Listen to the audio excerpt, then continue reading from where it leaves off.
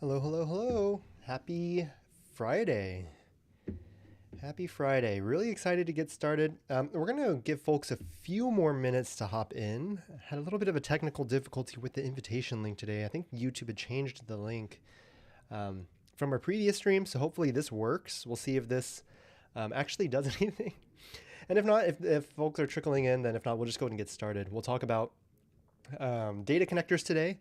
We'll talk about the different sort of connectors that you could use here at Julius, the ones that we've built out so far. How do you actually connect those is what we'll talk about. We'll go through Google Ads and how do you set those up. We'll go through the basic connectors that we have from Google Drive, OneDrive to SharePoint if you are a university student or you're working at an enterprise. We'll talk through Google Ads and the different ways that we've allowed connections on Google Ads, specifically for both folks that are using Google Ads internally and then also for any marketing agencies that are using Google Ads across multiple clients or customers. And then finally, we'll talk through some of the other connectors that we have from like MCPs, Zapier connections, Notion ones as well. Those are some of the ones that we're still working on in progress.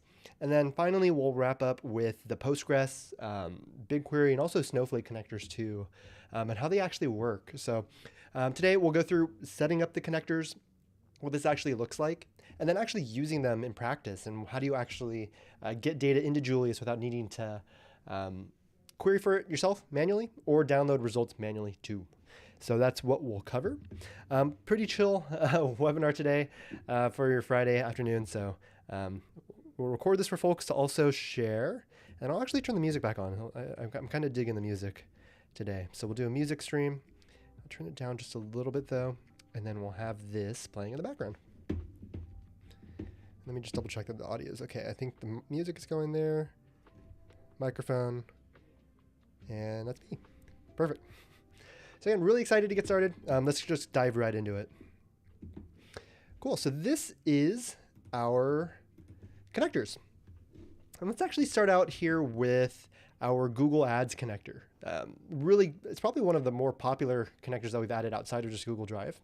All you have to do, simply, just click on this, and then you should be able to connect your Google Ads account. So a few things that this requires is an actual connection to your Google Ads account. You need to have a Google Ads account to begin with or be added to one. And then you'll be selected, once you do log in, you'll see all the different accounts that you can connect to Julius, right? So here I'll just do the Julius AI one, and that's it, right? Now, whenever you click on Google Ads, again, in the data connectors, you'll actually see all of the different ad accounts that you can also add on here as well. So you could add in the other accounts that you didn't select too. The reason why it's like this, and you'll also see one that also has a drop-down menu, is because sometimes for ad agencies that are working with multiple customers, or maybe you're a consultant that's doing ad work across multiple clients, you'll actually have multiple accounts to connect to, right? So this is the way that you could actually separate those out so you don't have any data going from any of your other customers. It's purely just isolated for whichever one that you're working with or you want to dive into. From there, and we'll actually just show you how this works, is you can go into a new chat. You could select the Google Ads connector here, and then it's going to connect and validate this way as well. So you'll see the authentication go through. And then once that's done, give it a second over here. You'll see the actual data from your ads account available in Julius in the sidebar. So everything from the different customers, campaigns, ad groups, all the different things that you have at your disposal that's normally within Google Ads, you'll have it available to pull in Julius, right? So here I'll expand this one just so you could see what it looks like. The cool thing that we've seen folks do is just use Julius to help optimize their ad performance. So here I'll just ask Julius, can you show me ROAS, so return on ad spend, from the past 3 weeks? And this is how you could generally interact with the data connectors. Julius is going to write a query first. We'll see this here. And it's going to pull data from Google Ads into Julius, right? So let's see how this works.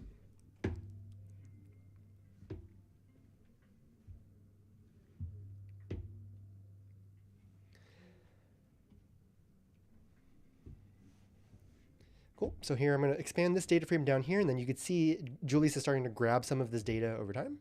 It's going to grab the specific ad groups, group status, etc. So it's building context, and here it's using a GAQL query in order to grab the data from Google Ads, right?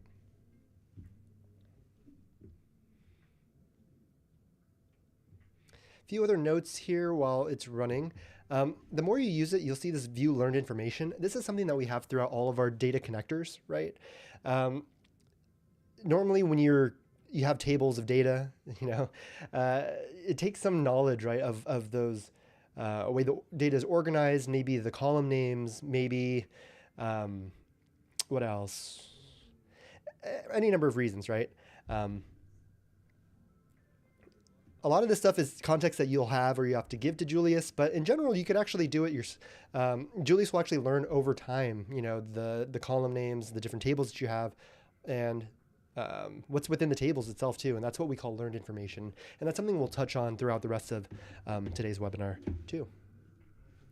So here we go. Let me open up another tab here. I just want to make sure. I think I closed the screen. We're all good. This channel. I just want to make sure that I think I closed the YouTube. I want to make sure we're okay, right? Okay, we're still going. So here we see Julius had pulled the data and then it actually calculated the return on ad spend over the last 3 weeks and displayed that to us here. A calculation is a deliberate mathematical process. Thanks, Siri. So that's one way that you could use the Google Ads connector, right? The other cool way, and we've actually been using this internally ourselves too, is by using Julius to grab and do some research on keyword performance, right? So here you could say, let's look at historical keyword performance. Can you grab the keyword metrics for, we'll say like AI data analyst? And one of the biggest things, if you are familiar with ads, is using the right keywords for the either different landing pages that you have or the different campaigns that you're running. And the cool thing that we've done internally is use Julius to grab and do the research on the keywords and which ones are actually getting volume, which ones are worth spinning up campaigns on, and then using that to tune our campaigns. Pretty interesting.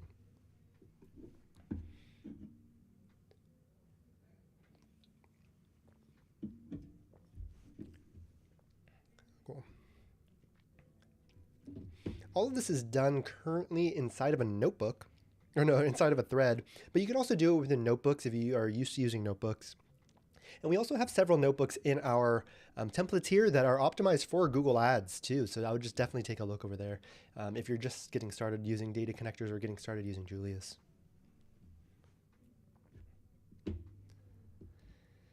Cool.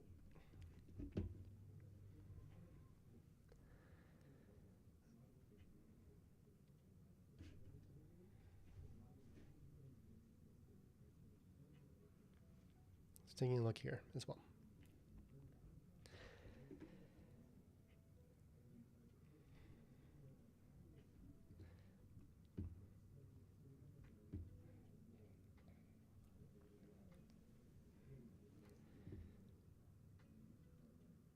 There we go.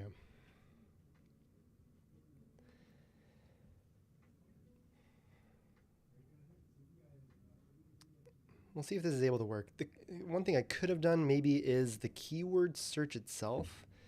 Maybe it's using the wrong tool. But if not, it's something we can circle back to. It is something that is we use Julius for internally.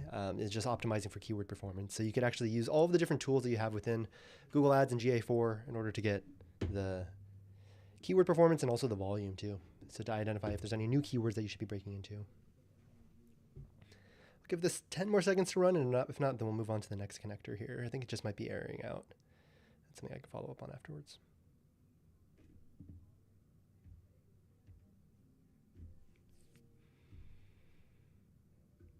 Yeah, I think it just got confused. That's something we have it. I think I got it to run in the last webinar, but that's something we can circle back on if we have a little bit more time at the end. But you should be able to do it. I'll follow up on that afterwards too. All right, I'm going to switch over Windows here to my other account that I have opened up. Here we are. And then this one will walk through all the different connectors that we have as well. So Up here on the top, we also have Google Drive, OneDrive, and SharePoint. These ones are super, super easy to set up. Highly recommend doing so if you do have data that's in your Google Drive. Simply connect your account, authorize it, and give it permissions to either to see, edit, and delete any of the files in there. This way you could actually pull data, and then you can also update files as well. And I'll show you how you could do that using Julius. All right, so here I'm just going to click plus, and now I could select Google Drive. And all of the different files that are available to you, whether it's in your personal drive or in a shared drive, maybe a drive that was shared with you, you could access as well. So here I'm going to use, let's try out these dropshipping store metrics. I'll try this guy out here. Just like uploading a file, instead of having to download it and upload it into Julius, you could simply just select it from your Google Drive, and you can actually select multiple files from Google Drive. And here I'll tell Julius, let's load and preview the data.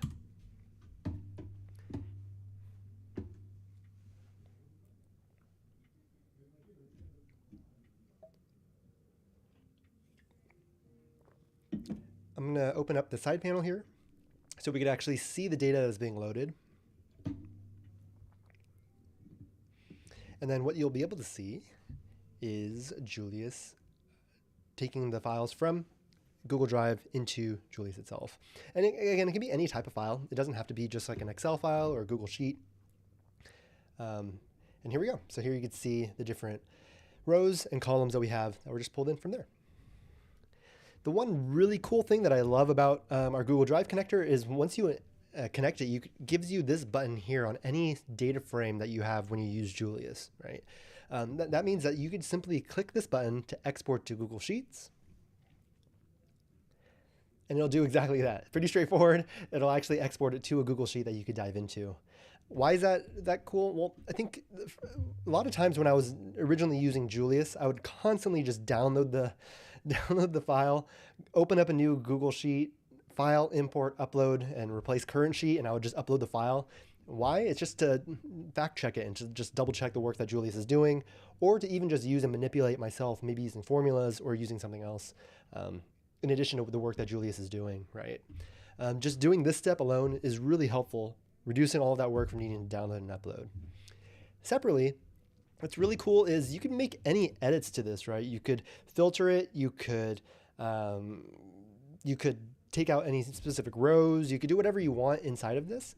And the fact that we connected to our Google Drive already means we could pull that new updated sheet, if I were to do it again here, back into Julius. So you see it right here, the Julius V5, the one I just created, right? So a really easy way, at least for you to work both hand in hand with Julius. You could have Julius do a lot of the big edits or pull or query the data.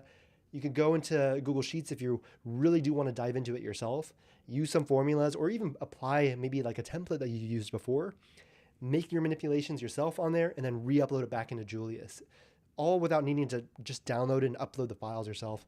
It's more of like a circular workflow, if that makes sense. So I've done this before for things like budgeting and forecasting, especially if there's times where I just want to dive into the data a little bit more than what I can do currently in the Data Explorer, and then just bring it back into Julius. Really, really simple. We also have several other connectors. OneDrive, really straightforward, and same thing with SharePoint. Same exact workflow. Just connect your account, give it permissions, and then you'll be able to upload or select multiple files from your OneDrive or SharePoint into Julius, and vice versa as well too. So really excited for that one. It is behind the scenes, one of the most popular data connectors, and that's because everyone has their files living in a OneDrive or in a Google Drive as well. So give it a shot and just let us know how that goes. The next one I want to talk about really briefly is our Postgres connector, and that's something that I will actually try out. So let me open up my 1Password here, and I am going to show you how to set up the Postgres connector. Let's go over to our data connectors here, and I'm just going to go ahead and click on Postgres. Postgres, it's a data warehouse where you could essentially store all your data, and then it gives you IP addresses, credentials, ways that you can log in to pull and query it, right? I think we've used historically some other tools like DataGrip or pgadmin, or you could even use anything like Redash potentially to query from your Postgres database and then manipulate the data wherever, right? So logically, it was like, why can't we just do this using Julius? So here I'm going to type in the connection name, my username. So let me grab this real quick here. DemoDBs. I think this is the right one. Let me see here. Potentially this guy. Yeah. Okay, we're going to paste Postgres here. And then I'm going to copy and paste this guy, which is our demo password. Type in the host, which is conveniently saved right here. Port, which is 5432. And then the database, which is Postgres. If you do have MFA type, if there is some sort of MFA required in order to connect, you could add it here or select it. And then if you have any questions, generally about what these fields mean, you could simply hover over the eye icon. It'll let you know, like, hey, this is what you should be looking for, or at least trying to find the credentials or whatever field that is from your connector there. Alternatively, you could also check out the documentation by clicking Read Documentation, and we have all these different connectors set up, specs in our documentation as well.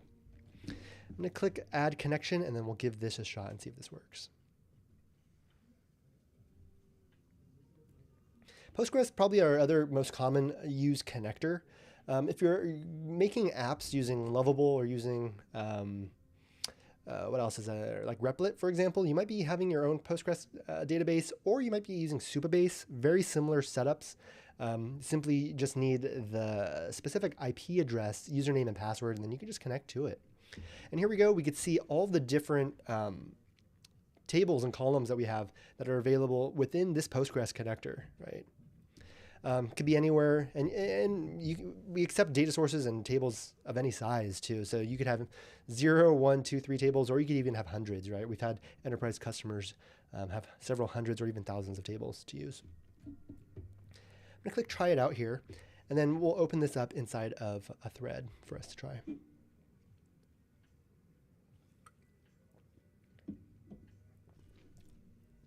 Open up the sidebar here too. So first thing, if you are familiar with using querying tools like pgadmin or DataGrip, you always sometimes have to select star to grab an overview of a specific table, or they have different ways inside that are built in to help navigate or just show you the data that's available, right? Or the different tables and columns that are available to you. We've given the same sort of functionality here in Julius. You can simply go to the Data Explorer in the right-hand right window, and then you could click and expand the actual connector that we just set up. Here you can see all the different tables that are available to us, and for any one of these, you could actually click and expand them, and you'll actually get a preview of the first 10 rows of the data set. So here you could just see, hey, these are the different columns and types of data that we have available to us. Fairly handy, especially if you, like myself, forget the different sorts of data that you have or the different columns that we have and the way that it's formatted. Other things that you could do is search in here. So I know that we have, I think, a store table and column. So here you could type in store into the search bar, and you can see all the different tables that have either a store column or have stored data in there as well. So you could use as a fancy way to search too. Cool. Let's just try it out here. So I'll say, let's grab the sales by store from the most recent 6 months. It's going to work similar to our Google Ads connector in that it's going to write a query for our Postgres database to pull the data into Julius, right? So here you can see it's querying it in a SQL query. And then it's going to show the learned information. And it's going to pull all of that into Julius for us to analyze. You'll see the different steps that Julius will take here as well, and you can always click into these too. You'll see it scroll by, but if you are curious what Julius is doing in its thought process, you can click on this menu to expand and just show like, hey, this is where we're seeing Julius is like, hey, these are the different tables that are available, the different columns that we have, and how we're going to attempt a query to fulfill my prompt, right? This goes back to the learned information that we talked about earlier. As Julius continues to use to query your data, and as you continue to query the data, it's going to build an understanding of, the tables that we have available to us and the relationship between the tables. How are different columns joined to each other? What are specific columns that you typically use. Maybe there's so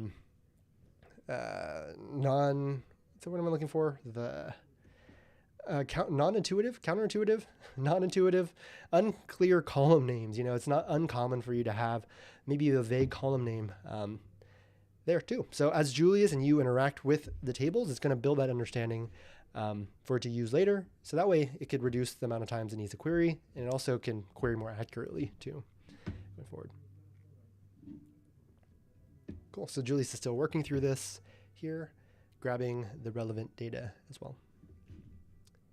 Does it work here if I right click this? We'll wait until this is done running, and then I'll show you the view information.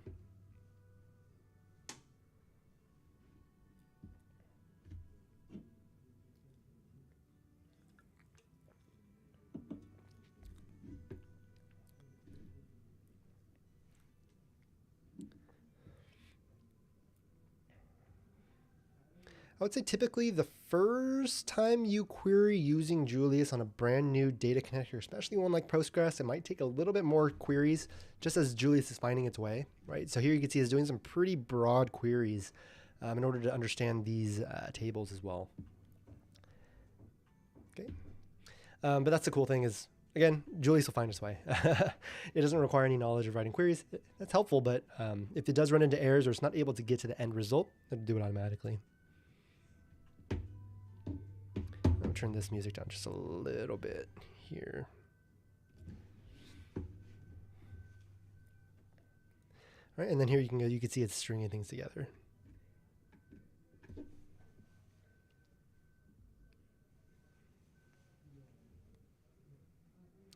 All right, looks like it's getting close. It's thinking about how to present the results. Here we go. So here you can see it was able to eventually string it all together, right? I'm imagining if I were to query it again, it'd be a lot quicker. But let me just show you the learned information while we have this open. So here I'm going to press refresh. This is the schema information for that Postgres database that we just set up in the last step. And here you can see, if I zoom in just a little bit, the different things that Julius had just learned from querying that connector. And you can see, yeah, exactly right. So since I had deleted the connector and re-added it, it wiped all of the previous learned information. So what we just saw Julius doing was its first time going through the connector itself. And you can see all the different tables that it had queried. So for example, I asked what were the sales by store for the last 6 months, I think, or the most recent 6 months. Here's all the different tables and different columns that it had queried. It grabbed store names, different stores, SKUs potentially. It grabbed items, it grabbed sales prices. And then over here in the the value column, you could see the different contexts that Julius had learned, right? So several columns in this database contain just different files like this or different formats of data. You could see the primary key, human readable name, things for like store dimension table, etc. This is all the information that Julius learned on its own, right? As you continue to use the Postgres connector, Julius will continue to edit this and update it as it's like, oh, this is what this table is for, what this column is for. If that doesn't work, however, you could simply just go into this table itself and you could type in or replace or add on to any of the context that Julius had. So you could be like, hey, this is only for stores that are in Portland, for example, maybe. Or maybe this is for online stores or something, right? If Julius does get it wrong and it just isn't able to figure out maybe like an unclear column name, then you could simply just go in here and edit this as well. Or alternatively, if Julius has like knocked it out of the park and 100% has the right context, you could simply freeze the schema, and then that way no more changes are done. It doesn't need to gain or change any knowledge or context about your tables or columns. You could just freeze it as is too.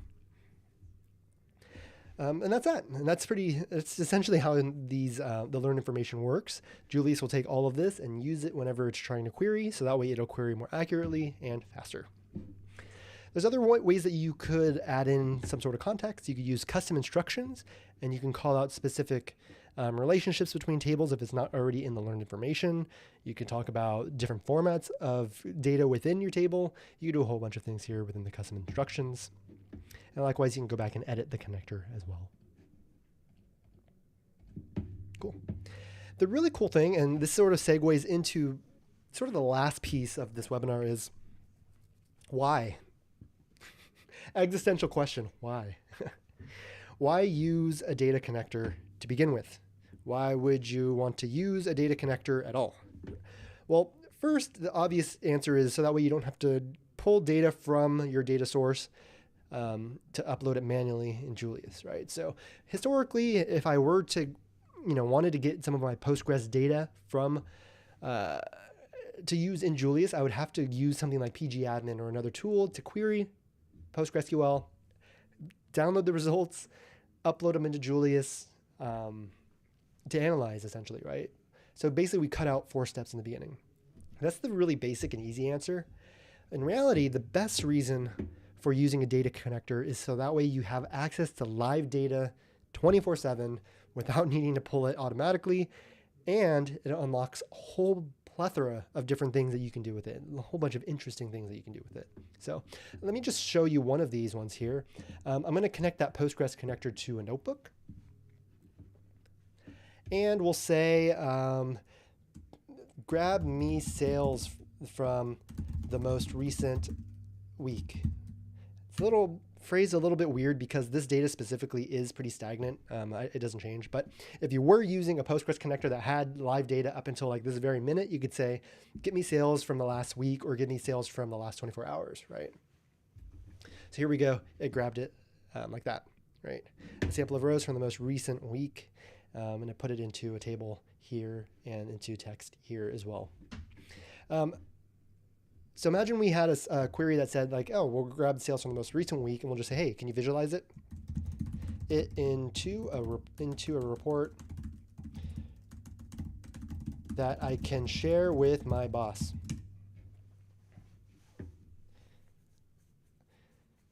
All right, so we'll try this guy out.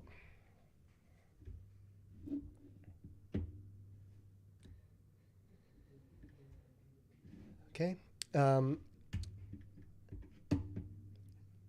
So essentially what we've done is we've taken our Postgres connector, we've added it to a notebook. We set up one query here that grabs the sales, the most recent sales, and then the last query here, which gives it a way to make something really presentable, right? It doesn't look like it works here just because the data is kind of stale, but the idea behind it is you could now simply schedule this notebook to be run every day, week, or month, be delivered at a certain time. And now that we have a data connector already connected to it, it doesn't require you to do anything. You don't have to query and upload data into Julius. You don't have to write a query or download data from a specific source and upload it into Julius. You could just have it pull automatically fresh data and then just pump it to you in a report or in some sort of way automatically without you needing to be there, right? Normally wasn't possible before. We had data connectors, but now if you go straight to the source, you cut out the middleman, which was essentially you needing to download the files and upload them to Julius. So that's one of the biggest wins that we've seen historically. And the cool way that you could use this is, hey, every week I have my marketing meeting. I need to show like my ads data, right? Maybe I need to show return on ad spend or CAC, right? You could use Julius to do all of that work and all that initial grabbing of data, updating your dashboards or updating your metrics, and then have it delivered straight to you every week without you needing to be there. So give it a try. There's a whole plethora of data connectors that we have available to you that you could use. I would say the best ones to try out would be Google Ads if you're running ads campaigns, or BigQuery, Postgres, Supabase, or Snowflake as well. If you guys do have a data warehouse set up too, try it out, connect it to a notebook, and just see what's possible. It's easy to just get something scheduled and delivered straight to you. Best way to do it is by learning how to do it yourself. And we'll walk through that too in the next webinar as well.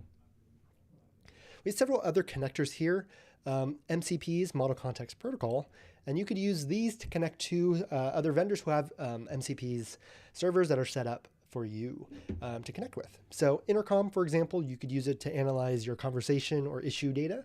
Notion, you could use it to summarize pages or to update pages programmatically. And then even GitHub, RevenueCat, and Zapier. Zapier is a huge one. Definitely give it a try. We're still ironing out some of the bugs here with these MCPs, but they do work generally, right? The cool thing about Zapier is Zapier's huge, right? Zapier, who knows how to say it? Huge, so many different connectors that they have already integrated with Zapier and Zapier. You can pull those into Julius, and likewise, you can push it into whatever connector that is too. So we've had success using this to grab things from Google Docs and updating Google Docs. We've had it successfully create a Google Calendar meeting based off of the results of an analysis. The world's our oyster here. There's so many different ways that you could try it out. Not seeing a connector that you want, just simply click on Request Connector, and that'll open up our type form that you can use. Let us know which data connector you would like, whether it is a data warehouse that you have or a specific third-party application that you would love to pull the data into Julius. You could do so. Just let us know. Our eyes are always glued to this data connector, and we're always trying to figure out which ones would be the most impactful for our users to help them unlock and meet them at their data. That being said, that wraps up pretty much what I wanted to cover today. I know that is a different sort of webinar from our typical Thursday ones. We had to push this one out just a little bit, but perhaps we could use the remaining maybe like 7 to 10 minutes answering any questions, talking through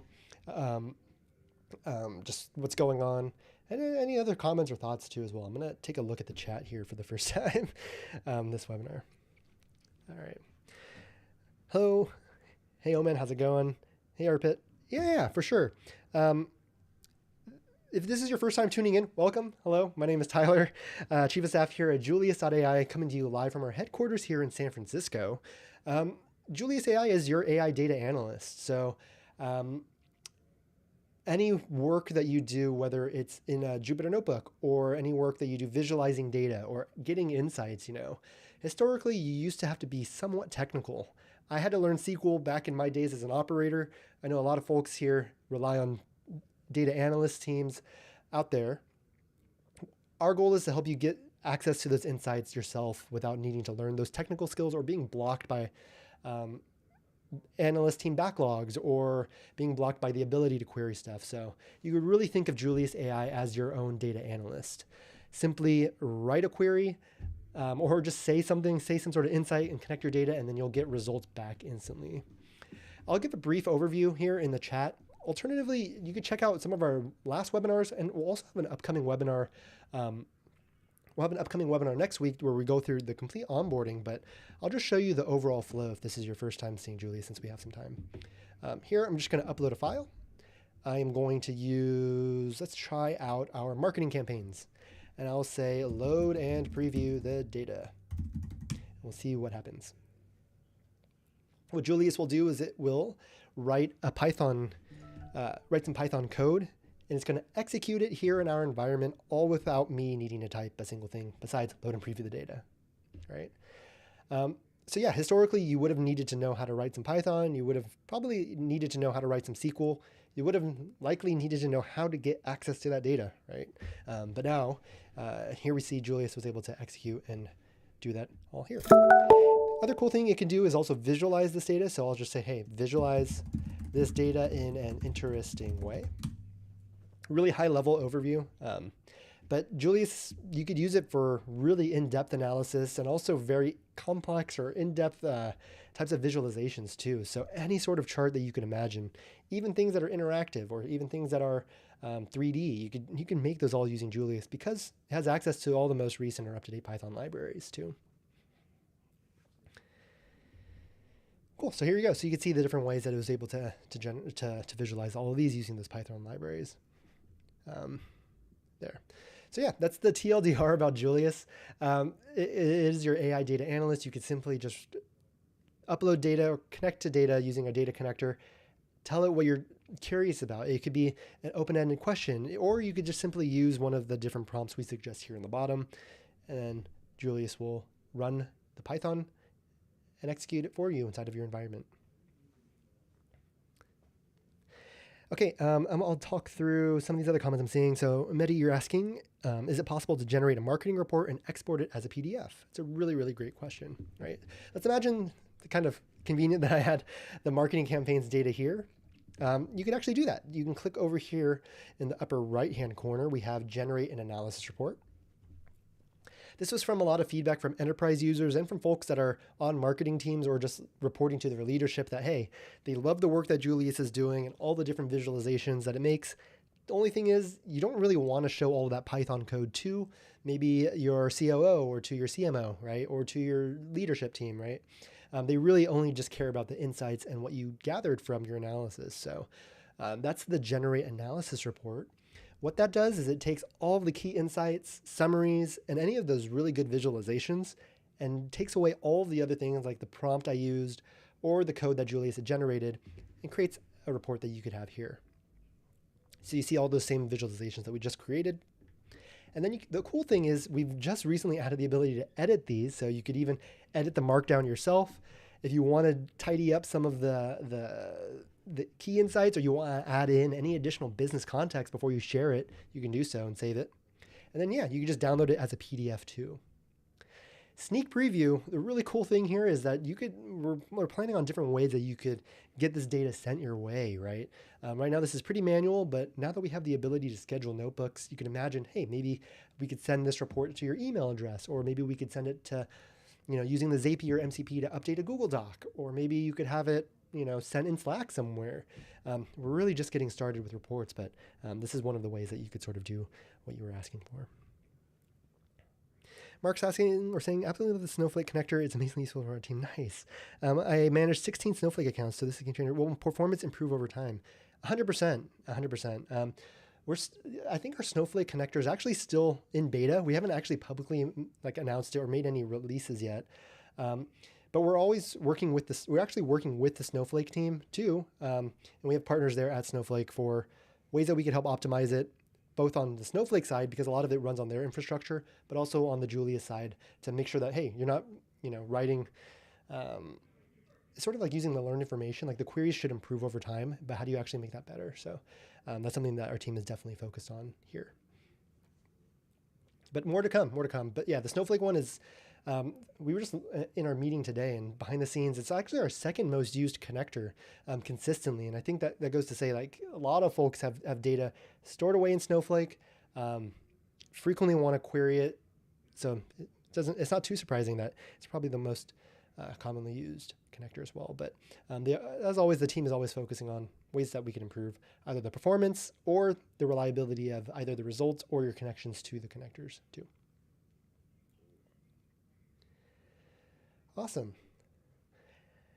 Happy Friday, everybody. We'll take a few more minutes here chatting through things that I haven't covered. If you haven't had a chance yet, do join our community Slack. We're always tuning in here, ways that we could either interface with users who are using Julius day to day, or a great opportunity for you guys just to see the other things that users of Julius around the world are using Julius for. So good way for you to connect with folks.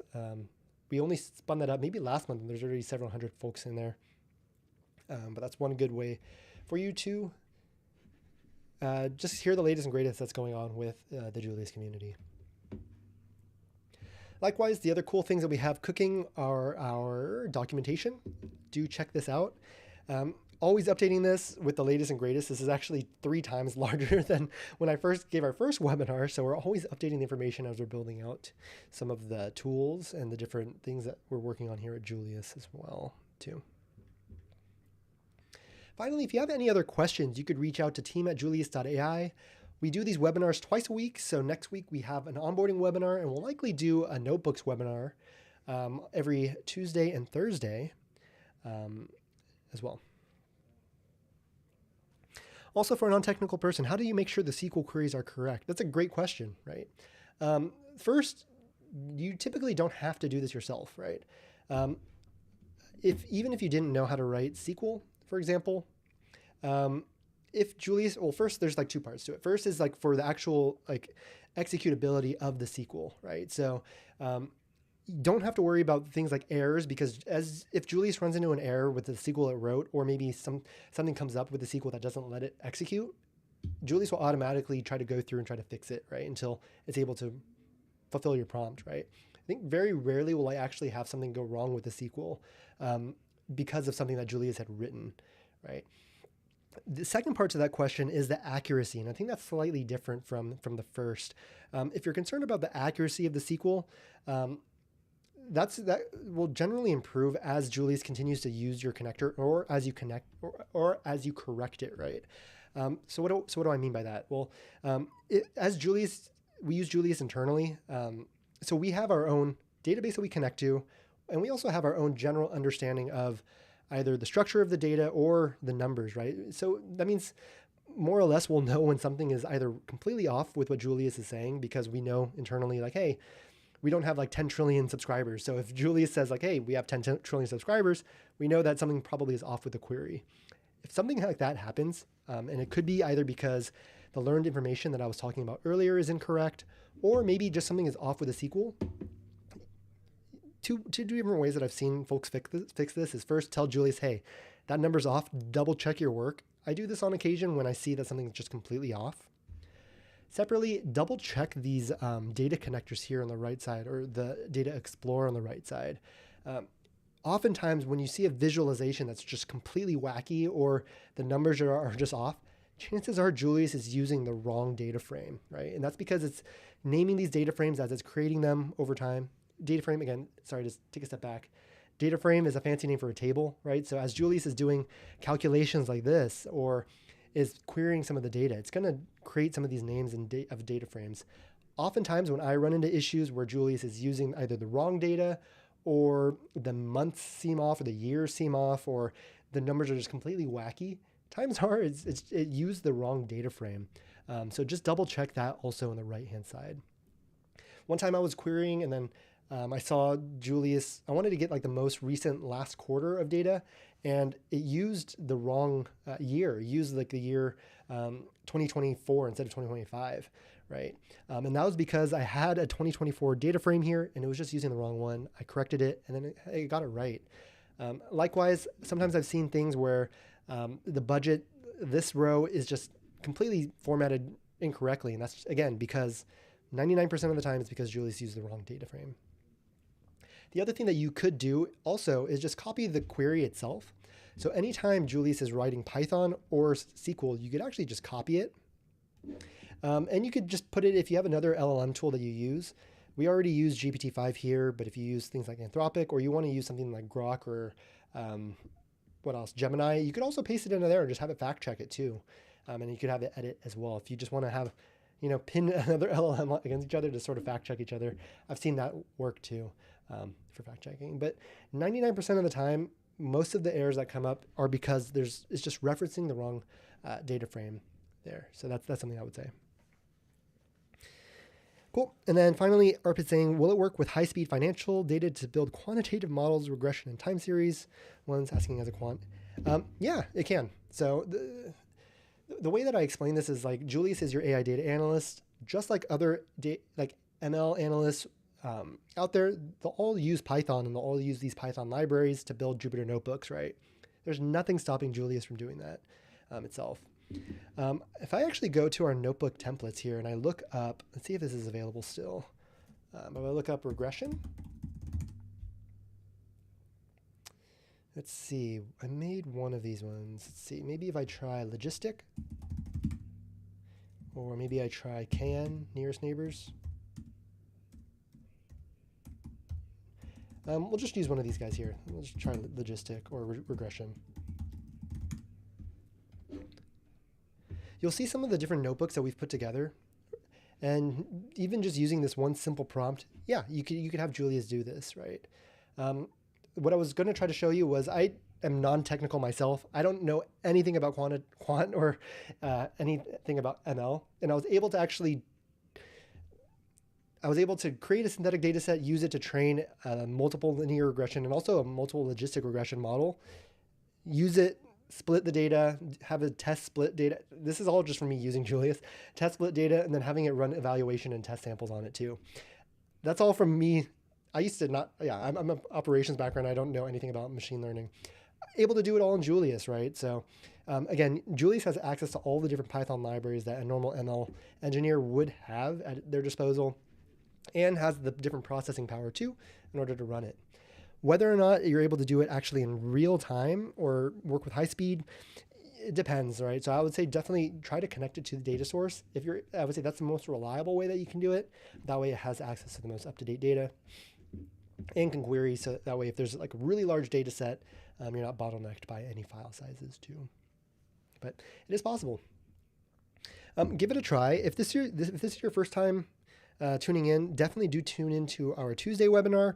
Also, as a thank you for following and for joining this webinar, I'll send out a code after this one if you subscribe via Luma, and I'll give you I'll give you guys a 3-day code to try out Julius Pro for free if you haven't already, and you can give it a try and just see if it's able to fulfill what you're looking for.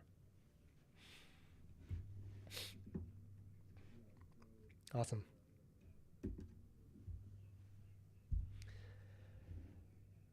Cool. That's all I had planned for today's webinar. Give it a try. I'll follow up afterwards, and looking forward to seeing you guys next week. Again, we do these every Tuesday and Thursday. And let us know if there's any feedback, if there's other topics you wish we covered. Next week will be an onboarding webinar and then also a notebooks webinar too. Hope you guys have a great rest of your either morning, evening, or afternoon. And we'll see you guys next week, and have a great weekend. Thanks for joining.